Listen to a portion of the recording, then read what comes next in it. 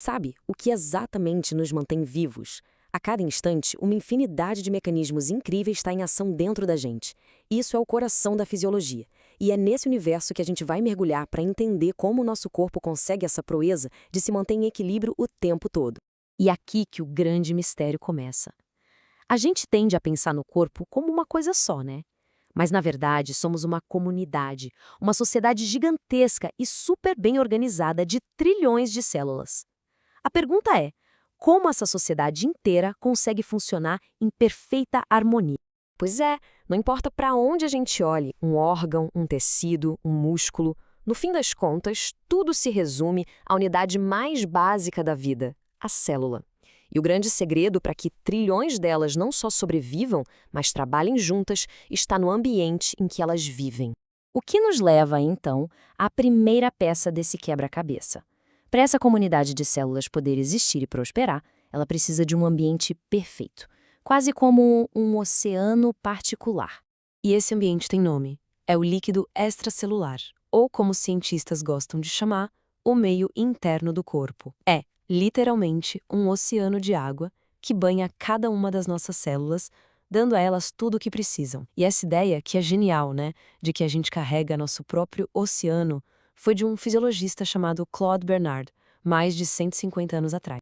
E olha só, esse oceano não é nada parado. Pelo contrário, o sangue circula o tempo todo, funcionando como um serviço de entrega. Ele deixa os nutrientes e o oxigênio nesse líquido, que por sua vez entrega para a célula. Ao mesmo tempo, o líquido pega o lixo que a célula produziu e devolve para o sangue levar embora. É um sistema de logística e saneamento que funciona sem parar. A composição química desse oceano é um show à parte. Do lado de fora da célula, nesse líquido, tem muito sódio, muito colorido. Já lá dentro da célula, o que manda é o potássio. Manter essa diferença bem controlada é absolutamente vital. É essa diferença de cargas que cria uma espécie de voltagem que permite, por exemplo, que nossos nervos transmitam informações e nossos músculos se contraem. Então, o ponto-chave é exatamente este. A vida de um organismo complexo como o nosso não depende só de ter um monte de células. Depende principalmente da capacidade de manter esse oceano interno em condições perfeitas e constantes. O verdadeiro segredo da vida está aí. Ok, beleza. Então temos um oceano interno perfeito. A próxima pergunta que surge é: como é que o corpo consegue manter esse oceano sempre abastecido com o que é bom e, ao mesmo tempo, livre do que é tóxico? Vamos dar uma olhada nos sistemas de suporte. O grande maestro de todo esse processo é, sem dúvida, o sistema circulatório. Ele funciona como uma gigantesca rede de transporte que conecta tudo. Pensa nele como um sistema de rios que leva os suprimentos das fábricas, tipo os pulmões e o intestino, para todas as casas, que são as células. E na volta, leva o lixo para as estações de tratamento, como os nossos rins.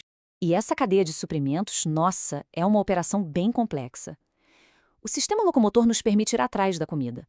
O sistema digestório quebra essa comida em nutrientes. O fígado, por sua vez, processa e armazena esses nutrientes. E enquanto tudo isso acontece, o sistema respiratório está lá, puxando o oxigênio do ar. Tudo precisa funcionar em perfeita sintonia. Do outro lado, a equipe da limpeza trabalha sem parar. Os pulmões jogam fora o dióxido de carbono a cada respiração. Os rins filtram o sangue incansavelmente. O sistema digestório elimina o que não foi absorvido. E o fígado? O fígado é a nossa grande central de desintoxicação. É uma faxina contínua e absolutamente vital. Certo. Já vimos como o corpo se abastece e como ele se limpa. Mas quem é que coordena tudo isso? Quem garante que os níveis de cada coisinha estão sempre corretos? Chegou a hora de conhecer os sistemas de controle. E o objetivo de toda essa coordenação tem um nome importantíssimo: homeostase. É um nome chique para dizer manter o ambiente interno estável e constante. Se existe uma palavra que resume toda a fisiologia, essa palavra é homeostase. É a busca incessante do corpo pelo equilíbrio. Para conseguir essa tal de homeostase, o corpo tem dois gerentes principais. De um lado, a rede incrivelmente complexa do sistema nervoso. Do outro, os sistemas hormonais, também chamados de endócrinos. Juntos, eles garantem que tudo no organismo funcione como um reloginho. E eles atuam de maneiras bem diferentes. O sistema nervoso é como se fosse uma rede de fibra ótica. Ele manda sinais elétricos super rápidos e específicos direto para um músculo ou uma glândula. Já o sistema hormonal funciona mais como uma estação de rádio. Ele libera mensageiros químicos, os hormônios, no sangue, e essa mensagem se espalha pelo corpo, agindo de forma mais lenta e mais geral. Mas o que acontece quando esses complexos sistemas de controle começam a falhar? O que acontece quando o equilíbrio se rompe? Bom, é aqui que a história ganha um tom um pouco mais dramático.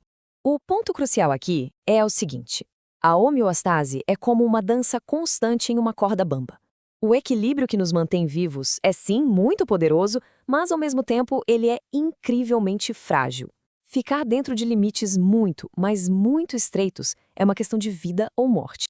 E este gráfico, ele ilustra isso de uma forma brilhante e até um pouco trágica. Ele mostra exatamente o que acontece com a capacidade do coração de bombear o sangue durante uma hemorragia. É um exemplo perfeito da homeostase em ação e, no limite, da sua falha. Vamos acompanhar a história que o gráfico conta. Com a perda de 1 litro de sangue, os mecanismos de controle entram em ação. A pressão se estabiliza, o coração se recupera, o corpo vence, a homeostase é mantida. Mas, com a perda de 2 litros, a coisa muda. É demais. Os sistemas são sobrecarregados, eles não conseguem mais compensar e a função do coração entra num declínio fatal. O equilíbrio foi perdido e não tem mais volta. E quando a gente fala em limites estreitos, é estreito mesmo. Olha só o pH do sangue. O normal é ali, entre 7,3 e 7,5. Uma pequena variação para 6,9 ou para 8,0 já é fatal. Temperatura, glicose, tudo opera dentro de uma faixa minúscula. Essa é a janela da vida. E essa é a grande conclusão de tudo. A vida não é um estado parado, é um processo.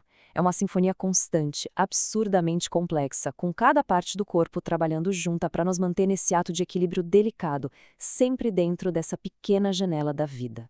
O que nos deixa com uma última pergunta para pensar. Se o nosso corpo é essa máquina de equilíbrio tão perfeita, tão autorregulada, por que então a gente fica doente? A resposta, claro, está na própria fragilidade desse equilíbrio. Mas isso já é uma história para uma outra análise.